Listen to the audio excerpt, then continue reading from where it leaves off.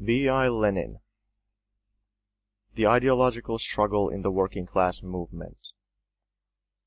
Published in Put Pravdy number 77, May 4th, 1914. The profound ideological change that has taken place among the opposition, or progressive sections of the people, is an extremely important and distinctive feature of post-revolutionary Russia. To forget this distinctive feature is to prevent oneself from understanding the Russian Revolution and its character, as well as the task of the working class in our time. The ideological change among the liberal bourgeoisie expressed in the rise of an anti-democratic trend, Struve, Izgoyev, and V. Maklakov, openly, the rest of the cadets, secretly, bashfully. Among the Democrats, this change is expressed in the utter ideological confusion and vacillation that prevail among both the Social Democrats, Proletarian Democrats, and the Socialist Revolutionaries, Bourgeois Democrats. Even the best representatives of democracy confine themselves to bewailing this confusion, vacillation, and backsliding. The Marxists, however, look for the class roots of this social phenomenon. The chief symptom of this breakdown is liquidationism, which, as far back as 1908, was officially defined as, quote, an attempt by a certain part of the intelligentsia to liquidate the underground, end of quote, and to, quote-unquote, substitute for it a legal workers' party, a definition that was endorsed by, quote-unquote, the entire Marxist body. Footnote. This refers to the 5th Congress of the RSDLP, the All-Russia Conference of 1908. End of footnote. At the last official meeting of leading Marxists held in January 1910, which was attended by representatives of all trends and groups, was not a single person who protested against the condemnation of liquidationism as a manifestation of bourgeois influence on the proletariat. This condemnation, which was also an explanation of the class roots of liquidationism, was adopted unanimously. Over 4 years have passed since then, and the vast experience of the mass working class movement has provided 1,000 proofs that this appraisal of liquidationism is correct. The facts have been shown that, between them, the theory of Marxism and the practical experience of the mass working class movement have killed liquidationism, which is a bourgeois and anti-workers trend. It is sufficient to recall how, in a single month, March 1914, Severnaya Rabokaya Gazeta vilified the illegal press, issue of March 13, and demonstrations, Mr. Gorsky in the issue of April 11, and how Bulkin, in perfect imitation of the liberals, vilified the quote-unquote underground, Nasha Zaria No. 3.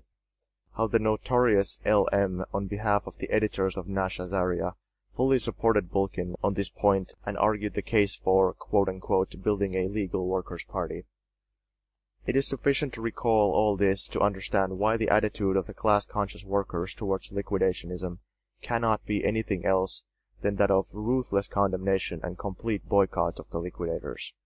But here a very important question crops up. How did this trend arise historically? It arose in the course of the 20 years' history of Marxism's ties with the mass working class movement in Russia. Up to 1894-95, there were no such ties. The Emancipation of Labor group only laid the theoretical foundations for the social democratic movement and took the first step towards the working class movement.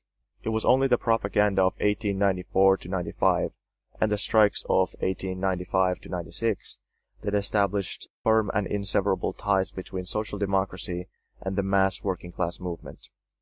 And immediately an ideological struggle commenced between the two trends of Marxism.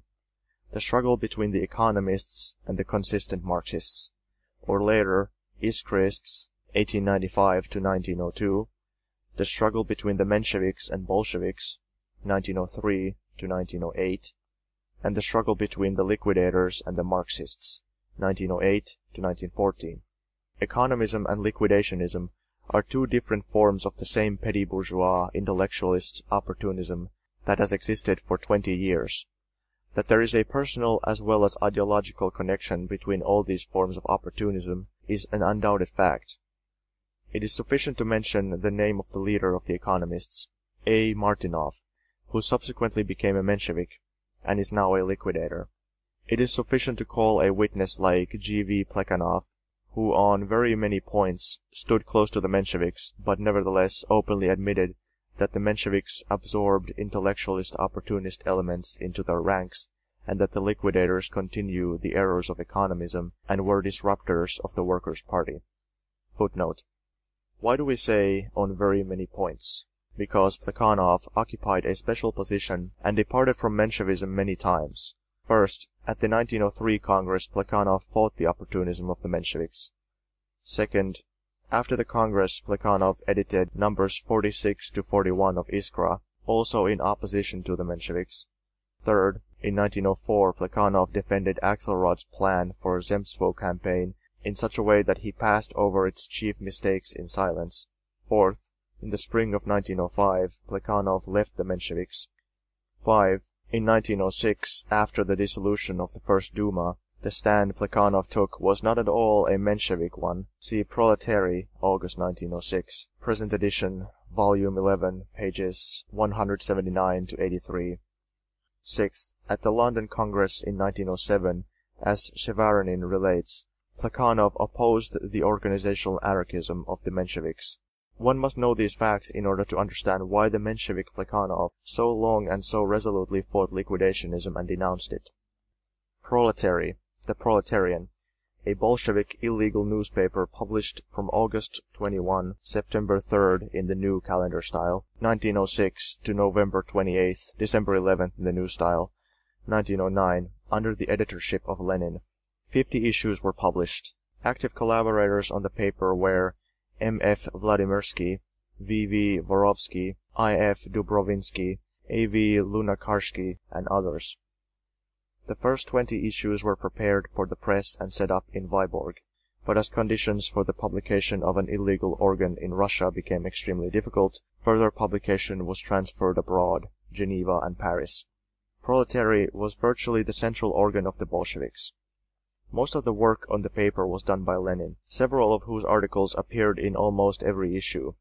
Proletary published over 100 articles and paragraphs by Lenin and the most important issues of the revolutionary struggle of the working class. The paper dealt with tactical and political questions of general interest and carried reports on the activities of the Central Committee of the RSDLP, the decisions of conferences and plenary meetings of the CC, letters of the CC on various questions of party activities, and a number of other documents. A supplement to number 46 of the newspaper published a report on the conference of the extended editorial board of Proletary, as well as the resolution of that meeting, which was held in Paris on June 8th to 17, 21st to 30th in the New Style, 1909. The newspaper was in close touch with the local party organizations. During the years of the Stolypin reaction, Proletary played an outstanding role in safeguarding and strengthening the Bolshevik organizations, in fighting the liquidators, Otzovists, ultimatumists, and God-builders. Publication of the newspaper ceased in 1910 in accordance with the decision of the January plenum of the CC of the RSDLP. End of footnote. People who, like the liquidators and Trotsky, ignore or falsify this 20 years history of the ideological struggle in the working class movement do tremendous harm to the workers. A worker who has taken an anythingarian attitude towards the history of his own movement cannot be considered class-conscious. Of all capitalist countries, Russia is one of the most backward and most petty bourgeois. That is why the mass working-class movement gave rise to a petty bourgeois opportunist wing in that movement, not by chance, but inevitably. The progress made during these 20 years in ridding the working-class movement of the influence of the bourgeoisie, of the influence of economism, and of liquidationism has been tremendous. For the first time, a real proletarian foundation for a real Marxist party is being securely laid. It is generally admitted, even the opponents of the Pravdists are compelled to admit, facts compel them to admit it, that among class-conscious workers the Pravdists constitute the overwhelming majority.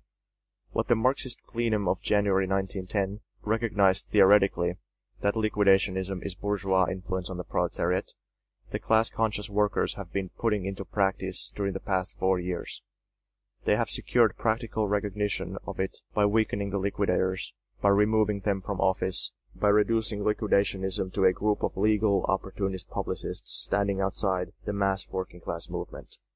During this 20-year-old conflict of ideas, The working class movement in Russia has been growing in scope and strength and steadily maturing. It has defeated economism. The flower of the class-conscious proletariat have sided with the Iskriests. At every decisive stage in the revolution, they have left the Mensheviks in the minority. Even Levitsky himself has had to admit that the masses of the workers sided with the Bolsheviks. And finally, it has now defeated liquidationism, and as a result has taken the correct road of the broad struggle, illuminated by Marxist theory and summed up in uncurtailed slogans of the advanced class for the advanced historical aims of mankind.